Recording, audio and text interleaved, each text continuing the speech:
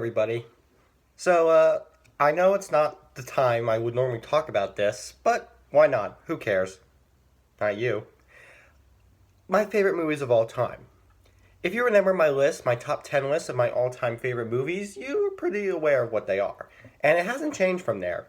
Now, that could be me basically saying I haven't seen many great movies out there yet, so I guess I'm low. But from what I've seen, my list is still the same. My top 10 favorite movies of all time that I shared that's still the list. I haven't upgraded or anything. And with that said, I figured what better way to enjoy that than to have fun with it. Because when I talk about my favorite movies, I always say how many great things about them there are, and that's just how much I enjoy them. But what if I told you there's something about these movies I didn't enjoy? Which definitely does not change my opinion about the movies at all. This issue I knew throughout the entirety, ever since I made that list. It does not change my opinion on the movies at all, but it is still kind of there. I do feel like I want to acknowledge, just for fun. Okay, because these are still some of the greatest movies ever to me.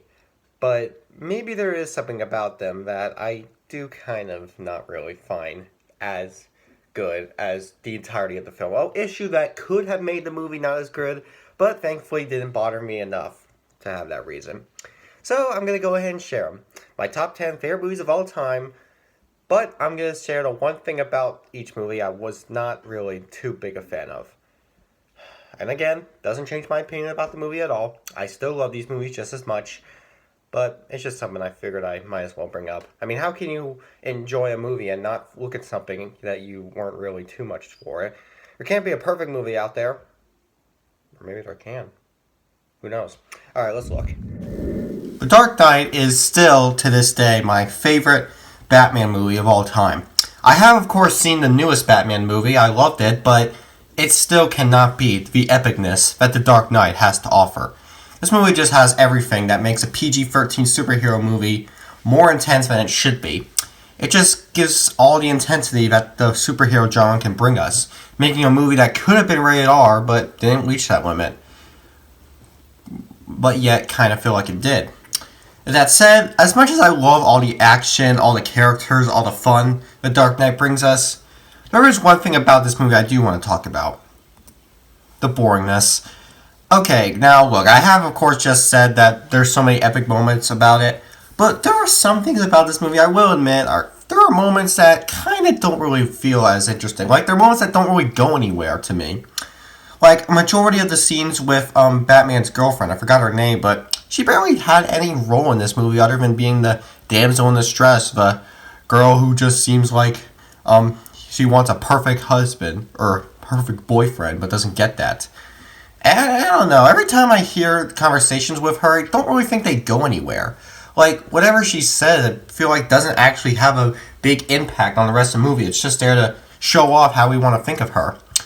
And they seem to drag on too much to where we should be getting some sort of moment that can bring us something interesting. But I don't know, I feel like that her moments do not mean anything to the actual story. And this is actually probably going to get a lot of controversy, but I think the same thing can be said about Harvey Dent. Now, of course, he did become Two-Face, but only by a couple, like not too many of his conversations really had to do with him becoming evil. We only just know he becomes evil because half his face is burnt off. A majority of the moments where we see him, I don't really think led to anything to his reasoning of becoming a villain. So maybe some did, maybe I'll have to look back, but from what I remember, a couple of moments with him don't really seem to go anywhere. Like moments where Harvey Dent's talking with either Bruce Wayne or anybody else, I really don't think he actually had anything about, like, none of that really had to do with him becoming a villain. We were just seeing him be the whole good guy turns bad type of scenario. Look, as much as I love all the great stuff this film has, I think maybe one or two characters could have had a little bit more interest to make for the actual story. How can you not love Tom Hanks? One of my favorite actors, if not my favorite actor of all time. The best way to see how great his acting is with this movie. Shows us the whole story about one guy who goes through an entire century of crazy events and just lives through it, doing as much as he can. How can you not love a story like that? Forrest Gump, hold on. It's April. Trust me, I hate April. I have to go outside and everything. Anyway, you gotta love how Forrest Gump is able to give us an entire century of moments where Forrest Gump just uses his cute, innocent little mind to talk about them. The drama, incredible. The characters, amazing. The romance, well, there's my problem. The main romance couple in this movie was, of course, Jenny, and like most Forrest Gump fans, I cannot stand her. Now, while I'll admit the chick in The Dark Knight kinda didn't really feel anything interesting to me, at least she wasn't annoying. At least she didn't bother me. But that's where this chick comes in. They meet, they fall in love, they have a little bit of talk, and it makes for a great moment. But as they got older, Jenny seemed to kind of let through for the movie, and the whole love story just seemed to kind of go as a side plot that isn't anything important at all.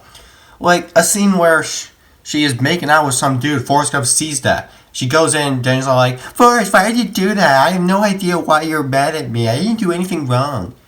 Or the scene where Forrest defends Jenny after people throw stuff at her. Jenny's like, Forrest, why are you doing that? I do not want you doing any of that to me. Because we're boyfriend and girlfriend. I was going to marry you. God knows what. Okay? You really are just going to let go of me like that? Just going to run away and expect me to not at all be concerned? Of course not. Yeah, that's why the romance in this movie could have worked. I mean, thankfully, I am glad that the romance in this movie does stay on the edge of the plot, while the rest of the plot is thrown in better. It's just, I think maybe that if we wanted to see a cute couple, we wanted to consider this a love story, maybe make it a more fun, cute love story. Not really much of a reunite, but then get bad again over and over love story. It makes for a great movie, just not for a great character. Now let's look at my favorite director of all time, Steven Spielberg. In his first ever blockbuster hit, Jaws. I mean, God, you just, looking at this poster, you just know how much Jaws means to me. Jaws is like the most, hold on, I think my camera's about to, you don't gotta know what I'm filming with. I need to fix pictures. There. Anyway, Jaws is a movie that you can just really think of as the ultimate defining blockbuster hit. Not the first blockbuster hit, but a great one. And boy, do I have a lot of great stuff to say about it. That is, avoiding this guy. Yeah, you've probably heard me talk about him before. The mayor. I hate the mayor in this movie. We all do. What does he do that annoys me? Simple. Wants to keep the beaches open. Even though there's a shark on the loose. He's like, the hell with that shark. We gotta keep these beaches open. It's almost the 4th of July. I mean, it's not like there's other beaches out there. The shark's obviously not trying to evade. Well, okay, then again, maybe there is. I mean, granted, I would hate to not go to the beach on 4th of July, but still, this shark is out to attack, and the mayor is just not focusing on that at all. He only cares about 4th of July, prices, everything. He's like that basic, I like money villain type. He's not really a villain, more as much as more of a human antagonist. But that human antagonist just makes the moments with him way too unenjoyable for me. Like, way too unenjoyable to a point where the situations this movie had really could have been simply avoided if this guy just wasn't there to make things up. I mean, I know we're supposed to think of that as an antagonist, but we don't need him as an antagonist. We have an antagonist, the shark. We need to focus on that shark who is killing people. We don't need this mayor making things worse. Okay, things just need to get worse on a known scale. Like, just have it be, they don't know a shark's attacking. They assume that the whole situation is just going to go away sometime. But instead, most of it has to do with the mayor's dumb ideas. And those dumb ideas, God help me, I just cannot stand. Again, I know we're supposed to think of it as antagonist, but look, we already have that shark to deal with. Okay? I feel like a human antagonist is the last thing we need in this movie. I don't want this thing to fall. If it falls, I'm going to look embarrassing. Anyway, moving on. And what is considered my favorite animated film of all time, Toy Story 3. The third, and I really feel like should be, the final installment in the Toy Story franchise.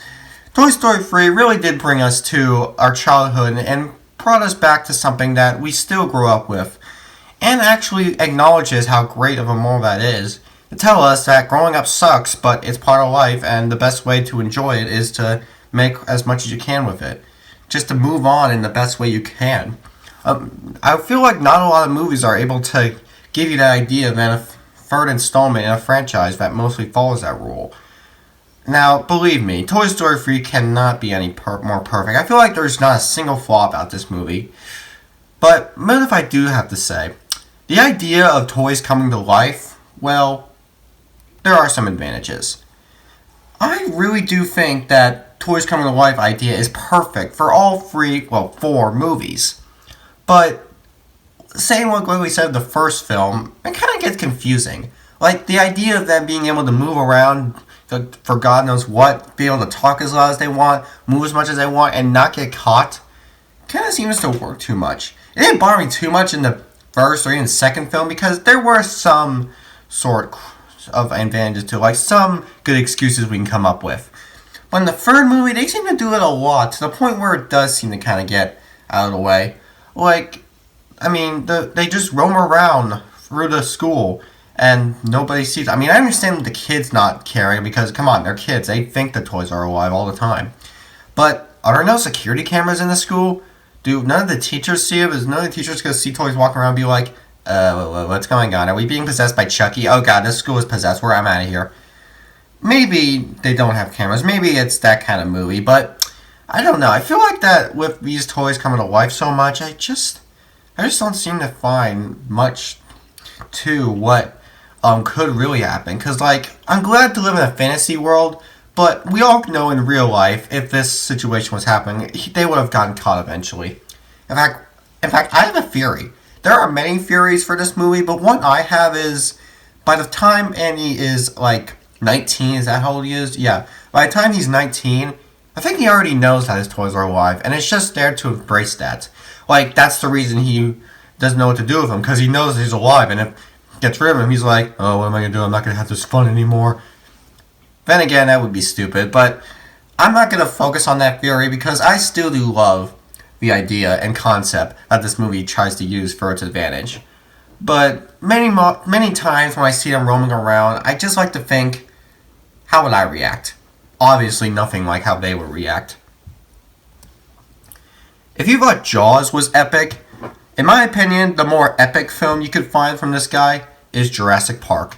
Steven Spielberg brings so much in Jurassic Park, a lot more than what he brought in Jaws. Not too much more, because Jaws is still great, but a good chunk more. And with all that said, I sure do like to think, could there be anything wrong with a movie like Jurassic Park? Dinosaurs in a theme park, all sounds fun, right? It obviously goes wrong, and why does it go wrong?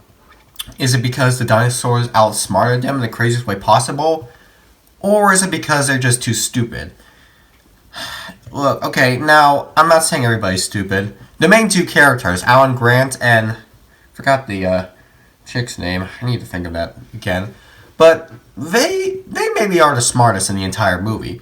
Even smarter than the Dr. Bravestone. Yeah, Bravestone's supposed to be the smart one, because look at him. If you just look at him, you know he's a nerd. He's the one who is part of this creation of this park and everything. Yet... most of the situations we're going through here do seem to feel like they could have easily been avoided if this guy was actually a lot smarter than he seems to be. Because he just doesn't seem to really have that kind of skill in him. He's mostly just leaving his work done by some of his other workers.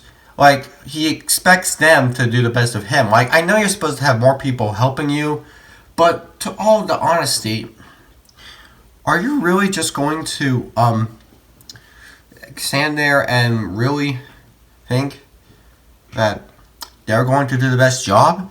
Because, you know, maybe since you're the one who followed this park, you should kind of take over for most of the things. Simply because you really have nothing else you're doing at that point but showing people the park. You even let them go. You even let them go in and they just left off of it. I know they were trying to save a rhino and whatnot, but I don't know. They just, I think they could have fought a little bit smarter.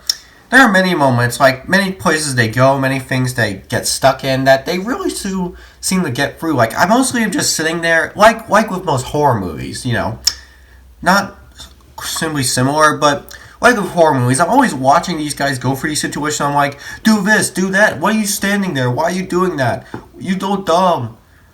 Well, maybe I'm just overthinking, but I don't know. Maybe these horse guys really do need a little more intelligence if they're going to be in this kind of park. A park like this needs some real smart guys, like Steven Spielberg himself. He should have made a cameo in this. I know Steven doesn't really do that, but I don't know. These guys could have been a little bit smarter. I'm just saying. Now let's look at the three smartest and funniest that we can all enjoy. The Ghostbusters. These are some of the finest type of ideas you can get. A movie that shows off the incredible story of ghosts invading New York, having to be stopped by three guys who are able to stop them via make a business. A movie like that is able to throw in the perfect blend of action and humor, just in the most incredible way ever.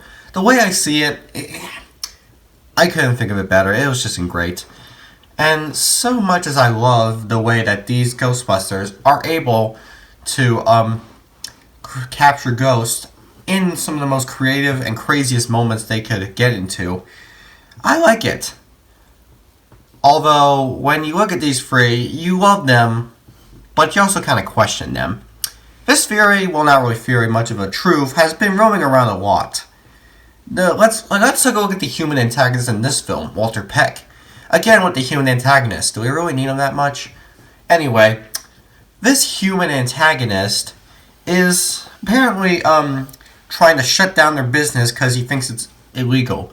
And even though obviously it's going to be bad to shut it down, to, just let every ghost go loose and destroy the whole town, I do have to admit, maybe it is kind of illegal.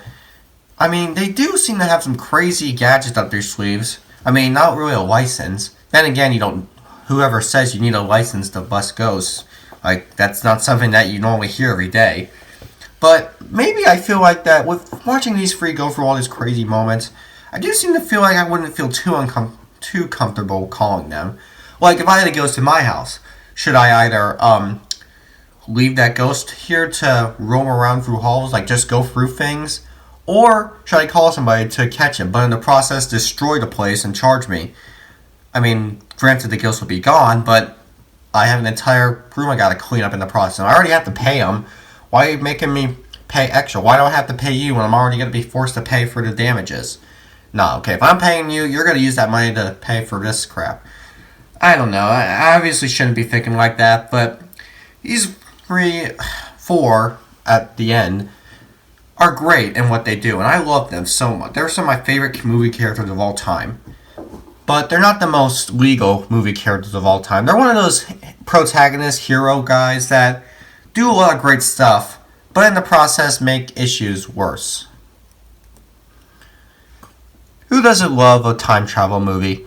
There are not many like them out there. And with something like Back to the Future, you truly are getting an adventure that you will never see again these days. There just cannot be another movie as great as Back to the Future, other than the other three movies that are on my list.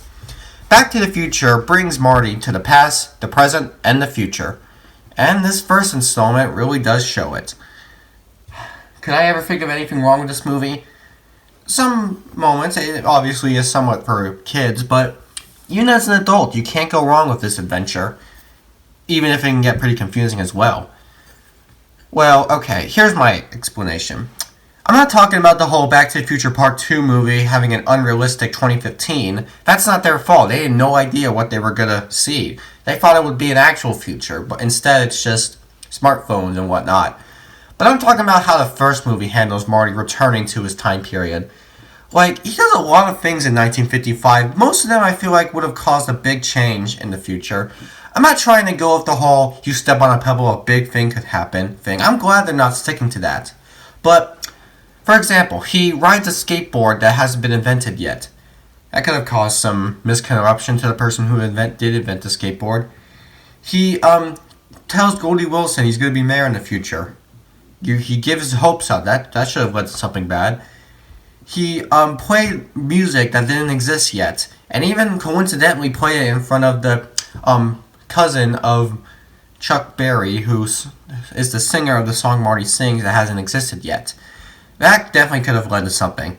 I don't know, but I feel like Marty did a little too much fun in the past. It was fun seeing him, but maybe it could have been a little less. And believe me, I think we all can agree the one thing about this movie we all seem to question is how the parents do not recognize their kid as someone they met before. Like when he returns home and they see him, aren't they just gonna be like, you look a lot similar to a kid I met 30 years ago. Holy crap. Are you? Oh god. Okay, maybe I'm glad they didn't go with that. That would have been crazy, but yeah, we all complained about it. I gotta say, it kind of did bother me a bit. And obviously, it didn't bother me too much because I still love the way this movie is handled. But I don't know, these events that Marty goes through could have been really more catastrophic. I don't know what to say. Lord of the Rings: The Return of the King, the greatest adventure movie of all time. It's my third favorite ever. I do not have any issue about this movie. There really should not be anything about this movie I could complain about. What could be wrong with this movie? It feels perfect. The plot is well pasted. These characters are really done. The runtime doesn't bother me at all. I mean, the only thing that does bother me about the runtime is the ending, which that's my problem. This is another situation we all talk about for this movie. We all agree it kind of was a little bothering. The movie ends in some of the most insane ways possible. I mean, I'm glad we get a lot of stuff for an ending, because, like, we're ending an entire trilogy that is incredibly epic and incredibly long. But the way they pace the endings make it seem hard for us to want to continue. Because, like, they pace the ending, like, they have these transitions that just make it look like they're finishing up, like a transition of a map or whatever, if you know what I mean. It makes you think, well, that's our end of an incredible movie. But they continue. This would have been a lot better if they just didn't have those transitions. Because I do like the way these endings are done, but the way they're transitioned makes it seem a lot longer than it should be. Especially with the extended version, which I watched. So, the runtime doesn't bother me throughout the entire movie, but the way the endings are pasted, that's when it does bother me. Avengers Endgame. Some of the greatest adventure you could find in superheroes. I like this more than Dark Knight. Seems hard to believe for someone like me, but I do. Because believe me, Marvel makes better movies than DC does. DC makes good movies, but not as great as Marvel does. Marvel brings us great stuff. They recently brought us a Spider-Man movie we'll never forget. But let's look back at the final installment with the Avengers, with their movie, Avengers Endgame. Is there anything about this movie I should talk about? There is one thing I should say. After Thanos wiped out half the universe, that's kind of what this movie goes for. They had to bring justice back. They had to restore what was taken by. After 5 whole years of waiting. They killed Thanos and waited 5 whole years while there was still just half a population. I mean, is that possible? Can a world live that long with half of the population? I mean, I know people would want to make more population, but then there's the end where the other half of the population returns. Is there such a thing as overpopulation? I like to believe not, but I do kind of wonder. Maybe so. Because maybe that too much population and half of an entire population create a way too unbalanced world. A world that would just seem way too unbalanced and could probably die before it reaches 3 years. I mean, I could be wrong, but that's just what I believe. I'm really glad we were able to get these Avengers in some crazy and as well as some emotional moments. But I'm just saying, half of the universe, way too much of a universe. What do the Avengers want? Do they want too much or little? I don't know anymore. I don't know what Thanos wants anymore. He's gone, so that's good, but still, I don't know. And now let's look at a movie I like to consider to be perfect. And you know what? I kind of do think it is. Because I love The Empire Strikes Back so much. This one issue I'm going to bring up is probably not even much of an issue, but it's just a minor nitpick I found that I just go ahead and acknowledge. What is the nitpick issue? Well, Han and Leia. These two are becoming a couple in this movie, which is great, but I do have to think. It kind of led to some crazy moments, didn't it?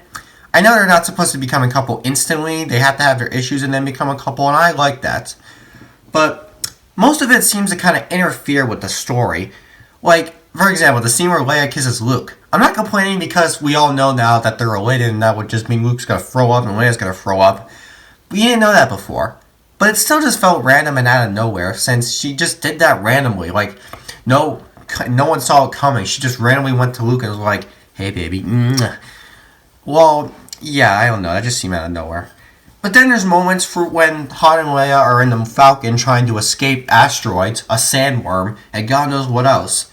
There's one little moment between them where they're just talking and are trying to handle themselves. We don't have time for your crazy nonsense that you two like to believe. We have crazy nonsense going on that's actually happening. We don't need no time for this kissing and whatnot. I like where that goes, but in the sake of how the entire story plays out, it's interfering too much. Like, if I was Chewbacca, I would just be like, "Oh, what the hell are you doing? We're trying to escape the asteroid field. We don't have time for your crazy bragging or whatever you're doing." I mean, we have an entire story, and I know that's supposed to be there, and believe me, it's a very minor situation. I'm really don't think it's a situation, because it's good to have extra moments, but this kind of extra moment just feels a little like something I would not want to have to be surrounded in if I were in the Falcon. So, in conclusion, I love these movies still. They're still my all time favorite movies. I don't know when that's going to change, but for right now, these are still my 10 favorite movies of all time. I have nothing to say about them. I do want to share one secret, though. I record myself. I always have to. I try to make a position where the camera just goes off randomly, but I can't. I have to press it. I don't have anybody with me. I have my family, but they don't want to help. So I have to do it myself. There's my nitpick.